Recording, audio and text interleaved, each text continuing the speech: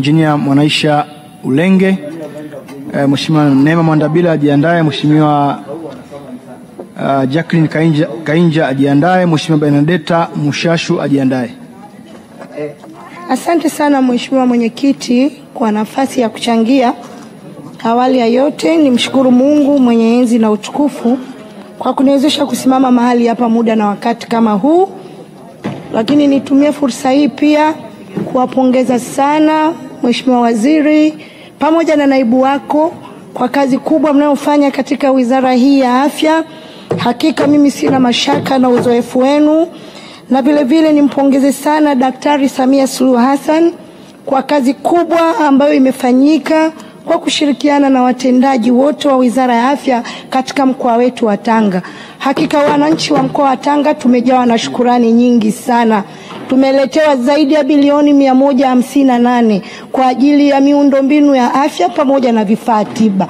Tumeweza kujenga zahanati 72, lakini na kuweza kukarabati hospitali za wilaya 6 pamoja na hospitali nyingine 3. Tumeweza vile vile vituo vya afya 23 kutengenezewa ndani ya mkoa wetu wa Tanga. Hakika mioyo yetu imejawa na shukrani. Na hatuna namna nzuri ya kumzungumzia Daktari Samia Suluhu Hassan zaidi ya tunu ya taifa hili ambalo tutailinda na kuitetea kwa nguvu zetu zote. Mheshimiwa Mwenyekiti, vile vile naomba niseme kwamba licha ya mambo mazuri ambayo mmetufanyia, bado wananchi wa mkoa wa Tanga especially wilaya ya Korogwe pale hospitali ya Magunga, tunaomba sana muendelee wizara hii ya afya kuinfluence hospitali ile kongwe ya muda mrefu sana ambayo mara zote imetengewa fedha na fedha zile haziendi. Kwa hiyo matengenezo hajaweza kufanyika hospitali ya wilaya ya Magunga Korogwe. Tunaomba sana hospitali ile na yenyewe ipewe kipaumbele ili kuendelea kuzienzi fikra za viongozi watangulizi wa taifa letu. Lakini ukiangalia hospitali ile iko kwenye highway ya kutoka Tanga kwenda Kilimanjaro ambapo ajali nyingi zinatokea. Mmetuwezesha, tumepata idara ya dharura, tunashukuru sana. Lakini bado jengo lile kwa maana ya main building ya hospitali ile, tunaomba msaada wenu tuweze kuishi kwa kupata huduma nzuri za afya kama ambavyo zimetamalaki sehemu kote nchini. Mheshimiwa Mwenyekiti, vile vile nakumbuka niliwahi kuuliza swali hapa na Dr. Moleli alilijibu vizuri kuhusiana na benki ya Kijerumani ambayo inaitwa KfW Germany, ambayo imekuwa ikitoa huduma za bima za afya kwa mama na mtoto. Benki ile ilikuwa inafanya kazi kwa muda mrefu mkoani Tanga na wanawake na watoto waliweza kunufaika, lakini baadaye walisitisha huduma ile na kuelekea mikoa mingine. Niliomba kujua ni kwa nini huduma ile imesitishwa Tanga, na Dr. Moleli alijibu vizuri kwamba tutaweza kufanya mazungumzo na benki ile ili huduma ile irejee mkoani Tanga. Na baadaye katika kufuatilia hospitalini nilipata taarifa kwamba mlishakubaliana na benki ile ya KfW Germany kurudisha huduma ile mkoani Tanga, lakini mpaka sasa ni kimya, sijapata mrejesho wowote. Nikaomba sana Mheshimiwa Waziri, utakaposimama hapa kuenda hoja yako nisikie neno kuhusiana na jambo hili kwa manufaa na mustakabali mpana wa wanawake wa mkoa wa Tanga. Mheshimiwa Mwenyekiti, vile vile ninaomba kuchangia kipengele cha 41 cha hotuba ya Mheshimiwa Waziri Jenista Mhagama.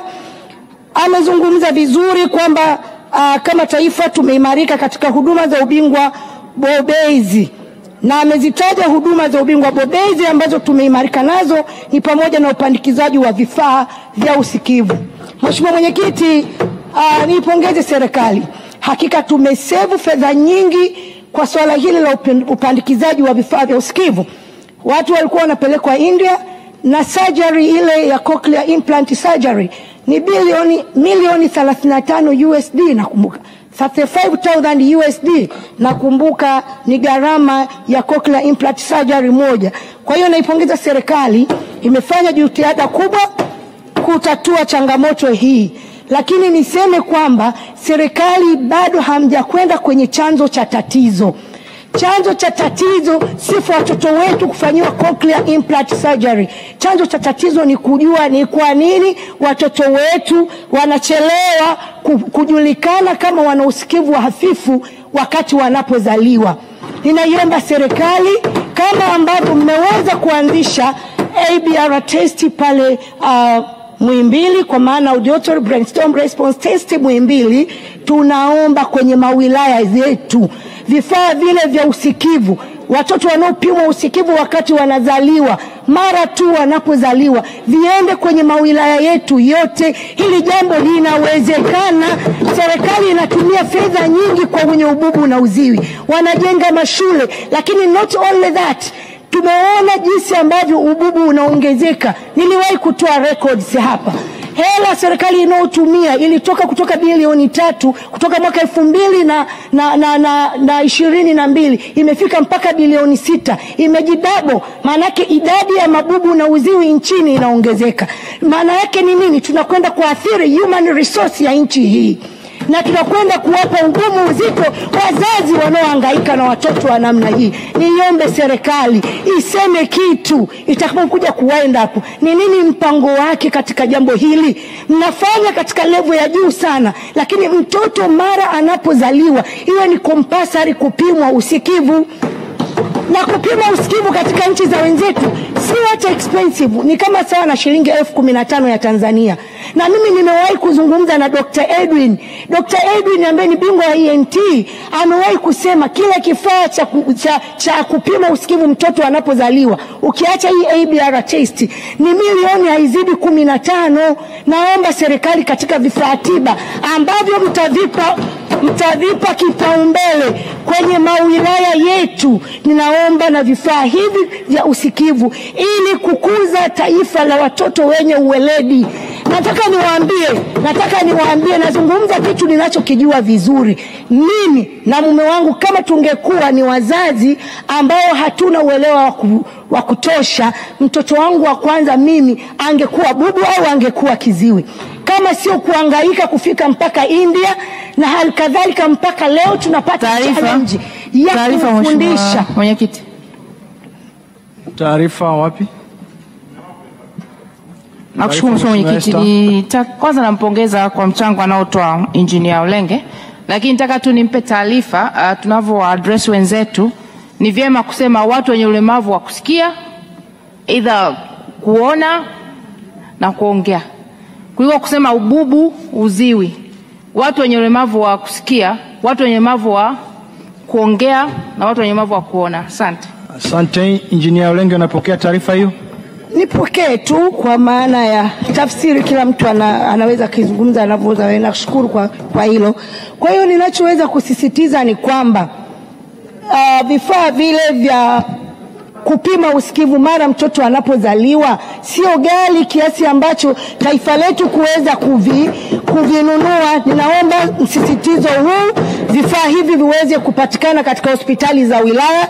Jitihada nilizozifanya ni kubwa sana katika level hospitali ya taifa. Ninaomba hili jambo nilisikie likisemwa katika vipaumbele vya wizara mara mtakapo wapo hoja hiyo. Lakini vile vile, Mheshimiwa Mwenyekiti, ninaamini kabisa Mheshimiwa Waziri, dada yangu Ikupa. Taarifa Mheshimiwa Ikupa. Mheshimiwa Mwenyekiti, ninaomba niweke record sawa, kwa sababu Mheshimiwa Ulenge amepokea taarifa, lakini jinsi ya maneno haya tunavyotumia, zamani tulikuwa tunasema wasiosikia, lakini sasa hivi tunaita viziwi. Kwa hiyo hatuiti tena wasiosikia, tunaita viziwi, na wale wenzetu ambao wana ulemavu wa macho tunaita wasioona. Kwa sisi walemavu wa viungo tunaitwa yani wale walikuwa wanaitwa viwete, sasa hivi tunaitwa walemavu wa viungo. Kwa terminology ziko hivyo sasa hivi. Asante Mheshimiwa Engineer Ulenge, unaipokea. Nashukuru kwa tafsiri hizo nzuri. Naomba ulinde muda wangu tafadhali Mheshimiwa Mwenyekiti.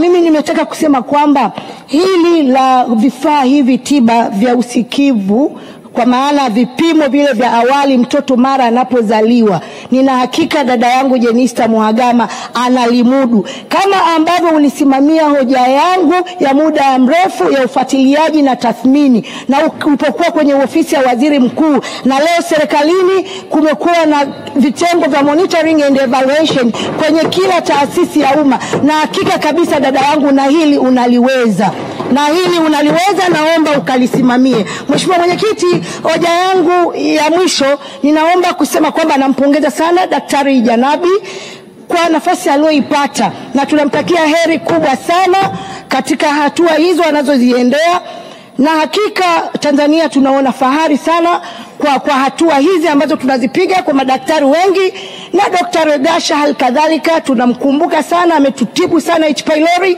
Tunawashukuru sana, muendelee mkapambane mkalitangaze taifa letu. Lakini Mheshimiwa Mwenyekiti, naomba niseme tu kwamba sisemi kwa dhamira yoyote ya kwamba nina wasiwasi na yaliyofanyika, lakini tu ni katika curiosity ya kawaida. Ninaomba hawa watu sensitive kwenye taifa letu sasa waangaliwe with a specific attention. Swala la kwamba mtu ameshakuwa mkurugenzi wa WHO, hata kama ni daktari, hata kama mke wake ni daktari, anakwenda India peke yake bila kuwa na escort ya daktari yoyote huku nchini, wakati tunaamini hii nafasi ni nafasi sensitive kwa taifa letu. Ninaomba serikali muiangalie kwa aina yake. Zamani mimi nakumbuka mtu alikuwa akienda hospitali India, yule mtu ambaye ni sensitive kama kina Mafuru walikuwa wanapata maescort ya madaktari wetu, na maamuzi yanayofanyika yanaendana na nini, na mashauriano na madaktari wetu wa Tanzania. Lakini watu wanainuka wanakwenda wenyewe India, mwisho wa siku tunapoteza watu. Sisemi kwamba kuna uzembe uliofanyika, lakini naomba tuiangalie hii kwa namna ya aina yake ili tuende kulinda vichwa hivi vya taifa hili. Mheshimiwa Mwenyekiti, neno la mwisho ambalo naweza kulizungumza ni hospitali ya taifa Muhimbili. Muda wako umeisha, malizia tu hiyo hoja. Naomba nimalizie kwamba Mheshimiwa Mwenyekiti, swala la hospitali ya taifa Muhimbili kulipiwa parking kwa muda wote mgonjwa anapokwenda hospitalini pale, naomba liangaliwe kwa namna yake. Mtu anapokwenda Muhimbili haendi kama anakwenda Mlimani City, haendi kwa relaxation, wala haendi akidetermine time atakayoitumia pale. Yeye anakwenda, lakini ataishi muda gani inategemea na daktari ambaye anampa huduma. Kuweka parking pale, I do appreciate kuona kwamba machifu executive wanatafuta namna ya kuongeza fedha kwenye taasisi zao, lakini hiki sio chanzo genuine cha fedha. Tunawaumiza Watanzania ambao wanakwenda Muhimbili kwa shida, hawaendi kurelax, hawaendi kutembea. Naomba mtafute chanzo mbadala kuliko kuwadai wananchi wanaokwenda Muhimbili kwa matibabu parking muda wote watakaoishi Muhimbili. Nashukuru sana Mheshimiwa Mwenyekiti, naunga mkono hoja. Nilimuita Mheshimiwa Neema Gerard Mwandabila.